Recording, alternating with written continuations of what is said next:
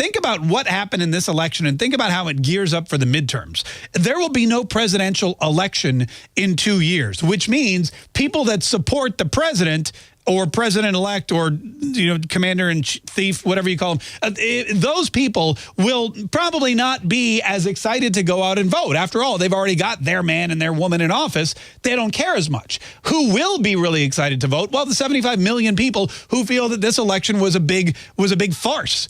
It was a big lie. They're going to be thrilled to go out and vote for any Republican that they can. They're going to be thrilled to go out and vote for Republican candidates in the Congress. They're going to be thrilled to go out and vote for Republican candidates in the Senate. They're going to be thrilled to go out and vote for Republican governors who will open up their states and not keep them locked down. And they're going to be thrilled to go out and vote for Trump. Yes, I said vote for Trump in 2 years, because we're hearing tell that a couple of people named Trump are eyeing elections, are eyeing Senate seats. They want to keep their mark on Washington and the political process. In fact, what Donald Trump did in his first 4 years in office was plant the Trump seed in American politics for decades and decades to come.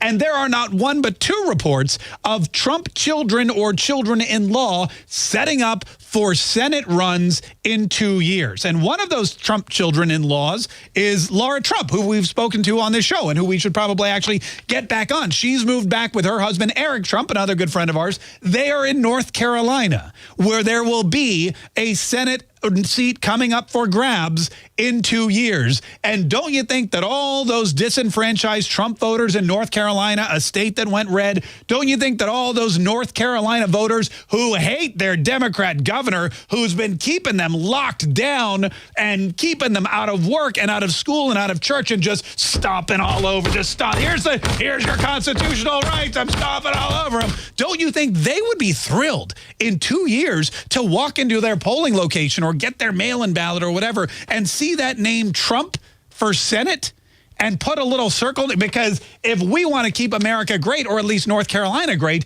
we want to make sure that we keep Trumps in politics. So there's one.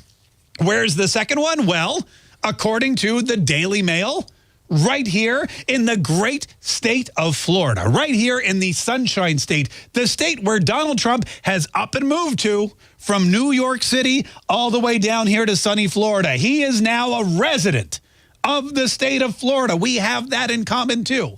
And his daughter, Ivanka Trump, reportedly moving back to Miami with Jared Kushner. Ivanka Trump eyeing a run for Senate in Florida. Now, I know what you're thinking. Mark Kaye, we already have 2 Republican senators in Florida.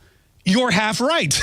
we do have 2 quote-unquote Republican senators in Florida. At least they have an R next to their name. One of them is Rick Scott, who we voted in 2 years ago. He's got another 4 years to go. He won't be up for re-election until 2024. But then there's our buddy Marco Rubio, or as you may remember him from the election of 2016, Lil Marco Rubio, who attacked Donald Trump, who wasn't really a fan of Donald Trump, whose moderate views and leanings lost him his own state.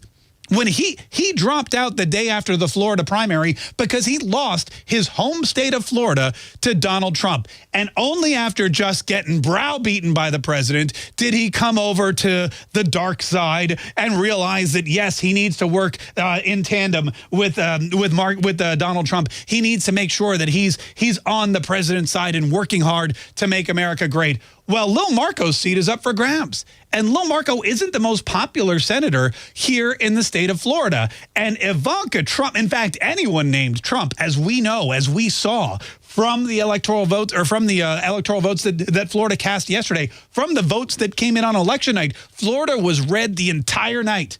It never went blue. It never went purple. Donald Trump won by 450,000 votes in this state. Don't you think that a conservative, young, intelligent, successful Trump could take that seat for Marco Rubio in 2 years? I think it's a possibility.